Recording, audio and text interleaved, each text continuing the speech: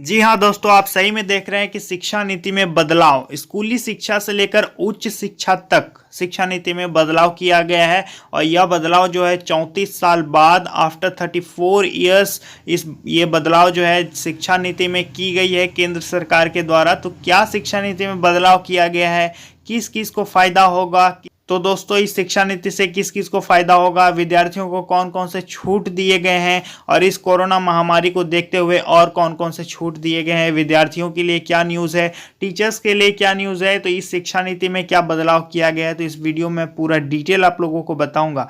तो आपसे एक रिक्वेस्ट है दोस्तों कि आपने कई चैनल सब्सक्राइब किए होंगे, तो मेरा भी एक चैनल है, इस चैनल को सब्सक्राइब कर लीजिए। अभी आप नीचे लाल बटन को दबा के सब्सक्राइब कर लीजिए, ताकि आपको हमेशा मेरी तरफ से ऐसा ही नॉलेजेबल वीडियो मिलता रहे। और दोस्तों इस लॉकडाउन में मैं बच्चों को फ्री में पढ़ा रहा हूँ कि पहली से 12वीं तक के सभी छात्र छात्राओं को मैं पढ़ा रहा हूँ फ्री में। तो आप मेरी क्लासेस को ज्वाइन कर सकते हैं। इस चैनल को शेयर कर दीजिए, इस वीडियो को शेयर कर दीजिए और अपने दोस्तों, मित्रों, साथियों, पड़ोसियों को सभी को सब्सक्राइब करवा दीजिए, ताकि लॉकडाउन में बच्चे घर बैठे पढ़ सकें।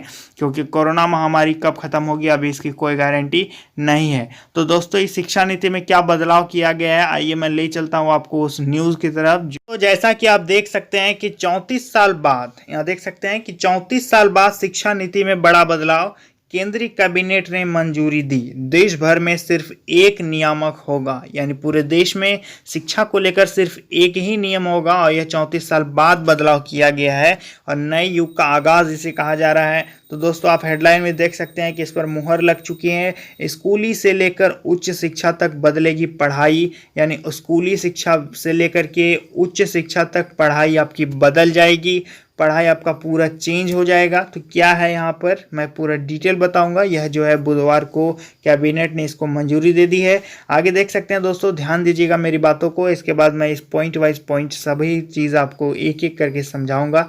लेकिन वीडियो को पूरा देखिएगा, तभी आपके लिए यह वीडियो फ़ायदेमंद होगा। वरना आप यदि आधा देखना चाहते हैं तो अभी आप छोड़ करके चले जाइए इस वीडियो को।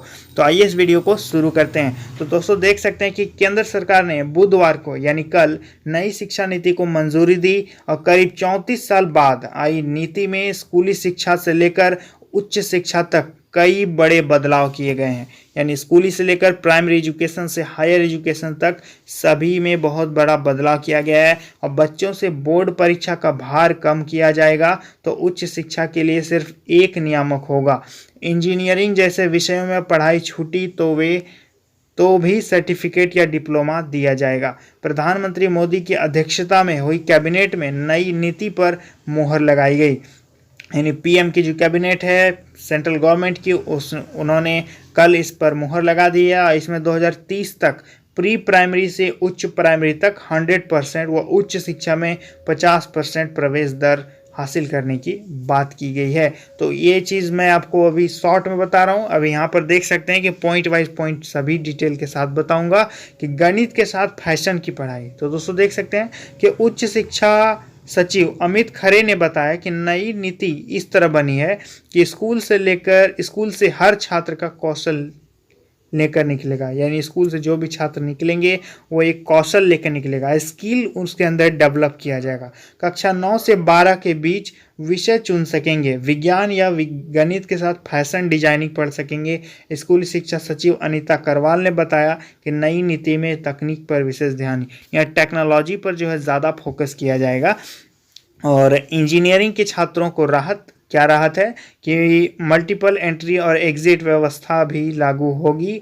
यदि अभी 4 साल इंजीनियरिंग पढ़ने या 6 सेमेस्टर के बाद किसी कारण आगे नहीं पढ़ पाते हैं तो कोई उपाय नहीं होता है। और नई व्यवस्था में 1 साल पर सर्टिफिकेट, 2 साल के बाद डिप्लोमा और 3 साल बाद डिग्री मिलेगी। तो नई जो व्यवस्था होगी उसमें क्या होगा आपका कि 1 साल पर सर्टिफिकेट मिल जाएगा, दूसरे साल के बाद आपका डिप्लोमा होगा, तीसरे साल के बाद डिग्री मिल जाएगी। और सभी वैज्ञानिक और सामाजिक अनुसंधान के लिए नेशनल रिसर्च फाउंडेशन बनेगा। दूसरी चीज़, अब मैं पॉइंट वाइज पॉइंट आता हूँ। देख सकते हैं पहले 3 साल आंगनबाड़ी में प्री स्कूलिंग होगी, अगले 2 साल कक्षा 1 एवं 2 स्कूल में पढ़ेंगे। एक्टिविटी आधारित नया पाठ्यक्रम होगा। ठीक है, यह समझ गए आप कि पहले 3 साल तक जो है आंगनबाड़ी में आपको पढ़ना पड़ेगा।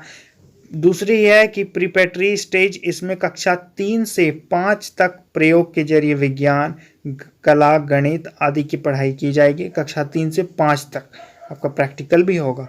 8 से 11 साल तक यानी 8 से 11 साल तक की उम्र के बच्चों को इसमें शामिल किया जाएगा। ठीक है। दूसरी चीज़ मिडिल स्टेज देख सकते हैं कि इसमें कक्षा 6 से 8 की कक्षाओं की पढ़ाई होगी और इन कक्षाओं में विषय आधारित पाठ्यक्रम पढ़ाया जाएगा। कक्षा 6 से कौशल विकास कोर्स भी शुरू होंगे। तो दोस्तों कक्षा 6 से कौशल विकास का आपका क्षेत्र भी शुरू हो जाएगा। दूसरी चीज़ देख सकते हैं कि सेकेंडरी स्टेज कक्षा 9 से 12वीं तक की पढ़ाई 2 चरणों में होगी। इसमें विषयों का गहनतापूर्वक अध्ययन कराया जाएगा। छात्रों को विषय चुनने की आज़ादी होगी। तो अभी तक होता था क्या कि 9 से 12वीं तक आपका जो 10th में है वही लेना पड़ता था, लेकिन 9th 10th में भी आप विषय चुन पाएंगे। यह व्यवस्था पहले नहीं थी। दूसरी चीज़ पहले यह व्यवस्था थी, पहले सरकारी स्कूलों में प्री स्कूलिंग नहीं थी। वहीं कक्षा 1 से 10 तक सामान्य पढ़ाई होती थी। कक्षा 11 से विषय यानी 11 से विषय चुनते थे, लेकिन अब क्लास 10th में ही आपको विषय चुनना का आज़ादी मिल जाएगा। मंत्रालय का नाम बदला, मानव संसाधन विकास मंत्रालय का नाम अब शिक्षा मंत्रालय होगा। तो पहले शिक्षा मंत्रालय था, बीच में मानव संसाधन कर दिया था, फिर अब शिक्षा मंत्रालय रख दिया गया है। दूसरी चीज़ कि बोर्ड परीक्षाएं वार्षिक, सेमेस्टर और शेड्यूल मॉड्यूल आधारित होंगे। ये 2 भागों या 2 तरह जैसे वस्तुनिष्ठ और व्याख्यात्मक भी हो सकते हैं। दूसरी चीज़ है उच्च शिक्षण संस्थानों में प्रवेश के लिए कॉमन एंट्रेंस एग्जाम का ऑफर दिया जाएगा। एंट्रेंस होगा आपका। विधि चिकित्सा कॉलेजों को छोड़कर सभी उच्च शिक्षण संस्थान एक ही नियमों के द्वारा संचालित होंगे और एमफिल को ख़त्म किया जाएगा। पोस्ट ग्रेजुएट कोर्स में 1 साल के बाद पढ़ाई छोड़ने का विकल्प होगा।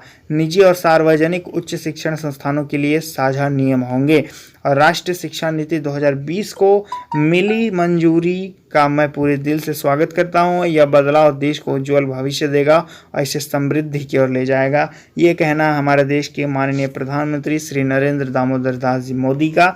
और यहाँ पर देख सकते हैं कि एक ही नीति रहेगी पूरे देश में। तो यह शिक्षा नीति बहुत अच्छी है। आप इसको शेयर कर दीजिए और इस पे क्या आपको लग रहा है कि कुछ कमियां हैं, कुछ अच्छी चीज़ें हैं, तो आप मुझे कमेंट करके ज़रूर बताइएगा दोस्तों। तो मिलते हैं नेक्स्ट वीडियो में। बहुत बहुत धन्यवाद इस वीडियो को देखने के लिए।